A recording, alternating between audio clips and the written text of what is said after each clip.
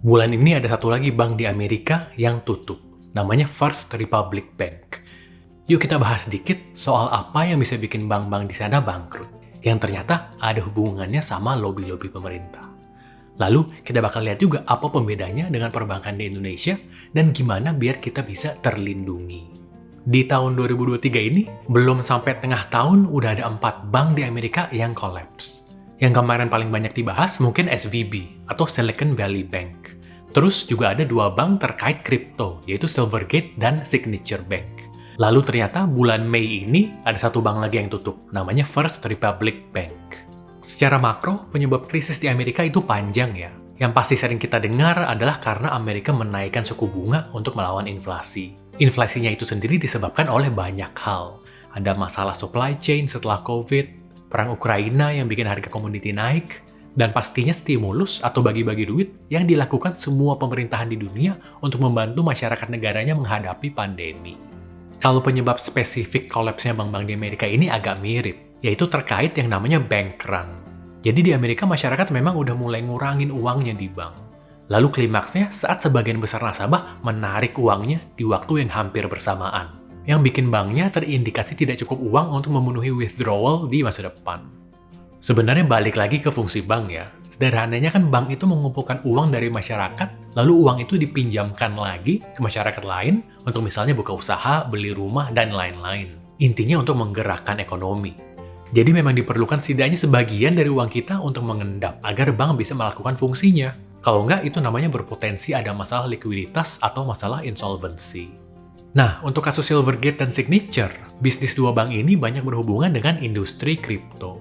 Jadi selain harga kripto yang lagi jatuh, ada beberapa perusahaan terkait kripto yang terkenal seperti FTX dan Celsius yang punya hubungan bisnis dengan 2 bank ini. Celsius dan FTX sendiri bangkrut kan, dan cukup heboh dulu tuh. Hal-hal seperti ini bikin nasabahnya pada ketakutan. Dikiranya banknya juga bakal ikut bangkrut. Dan pada menarik uangnya dari 2 bank itu, yang malah menyebabkan beneran bangkrut. Untuk SVB juga mirip. Bedanya, SVB ini bank yang erat dengan bisnis teknologi dan startup. Saat itu SVB harus jual beberapa asetnya untuk menjaga likuiditas. Termasuk harus terpaksa jual rugi surat utang pemerintah yang harganya lagi turun karena kenaikan suku bunga. Hal ini malah bikin nasabahnya panik dan terjadi bank run. Ini diperparah lagi karena ternyata mayoritas nasabah SVB yang dari dunia teknologi ini kompak banget, yang bikin beritanya juga menyebar dengan cepat di komunitas tersebut dan bikin panik. Jadi benar-benar pada keluar berbarengan sehingga membuat SVB berpotensi tidak liquid dan harus diambil alih oleh pemerintah Amerika. Lalu terakhir First Republic Bank, yang ternyata mayoritas nasabahnya adalah nasabah high net worth atau nasabah kaya. Mereka juga hampir berbarengan menarik uangnya, sampai akhirnya ditutup juga oleh pemerintah Amerika dan dijual ke bank yang lebih gede, yaitu JP Morgan Chase. Selain karena krisis inflasi dan kenaikan suku bunga, kalau digali lebih dalam ternyata bank-bank ini pengawasannya juga kurang ketat. Jadi dulu saat krisis 2008, Amerika udah lumayan memperketat pengawasan banknya dengan adanya hukum Dodd-Frank Act. Tapi ternyata bank-bank seperti SVB melobi pemerintah Amerika untuk bikin kategori baru yang pengawasannya lebih rendah. Kita bisa baca di sini, kalau di 2015, CEO dari SVB sempat meminta ke Kongres atau DPR MPR-nya Amerika untuk diberi keringanan. CEO SVB nggak mau nih diawasi dengan ketat. Dan ternyata pada eranya Presiden Trump di tahun 2018 dikabulkan. Yang tadinya bank dengan aset di atas 50 miliar dolar dipantau dengan ketat, yang disebut Enhanced Prudential Standards, diubah jadi bank yang asetnya di atas 250 miliar dolar. Yang bikin bank-bank kayak SVB ini lolos dari pengawasan. Saat kolaps berapa aset SVB? Ya, 200 miliar dolar, di bawah angka yang memang mereka dulu lobby. Nah, Indonesia gimana? Kan kita juga nggak jauh beda dengan Amerika. Kita juga kena COVID, di mana pemerintah juga ngasih bantuan tunai langsung yang terkait COVID. Lalu suku bunga kita juga naik terus. Dari 3,5% di awal tahun 2022, udah naik 6 kali menjadi 5,75 di tahun 2023 ini. Saat SVB collapse, OJK sempat ngeluarin pernyataan yang kalau dipikir-pikir banyak benernya juga. Pertama, bahwa pengawasan perbankan di Indonesia masih ketat banget sejak krisis 98. Nggak ada lobby-lobby yang mengurangi pengawasan kayak di Amerika. Kedua, kalau tadi di Amerika nasabahnya banyak yang menarik uang, ternyata di Indonesia uang nasabah di bank malah bertambah. Misalnya, DPK atau dana pihak ketiga, itu depositnya nasabah, di Indonesia malah naik 9%. Di bank gede kayak Bank Mandiri bahkan naik 15%. Terus bank yang lebih kecil, misalnya kayak Bank Mega aja masih naik 4%. Artinya kemungkinan bank run malah lebih rendah.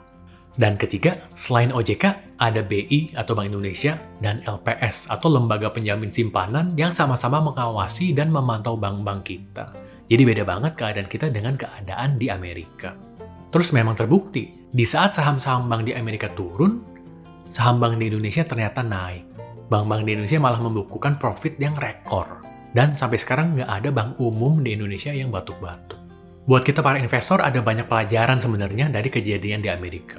Mungkin kalau tahun-tahun sebelumnya benar-benar eranya tech dan kripto, setelah kejadian ini ternyata kita perlu diversifikasi dengan semakin pintar. Selain punya aset high risk yang fluktuatif, kita juga perlu ada uang di aset yang konservatif dan aman. Misalnya ya di deposito yang dijamin LPS.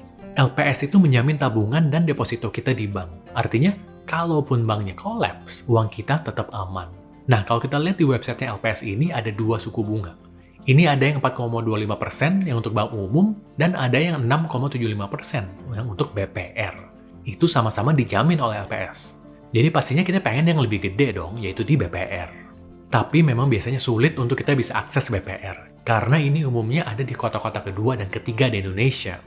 Di video saya tahun lalu, saya sempat jelaskan cara gampang buka deposito di BPR, yaitu dengan aplikasi Deposito BPR by Komunal. Enaknya, dengan satu app kita bisa dapat akses ke lebih dari 200 BPR di seluruh Indonesia.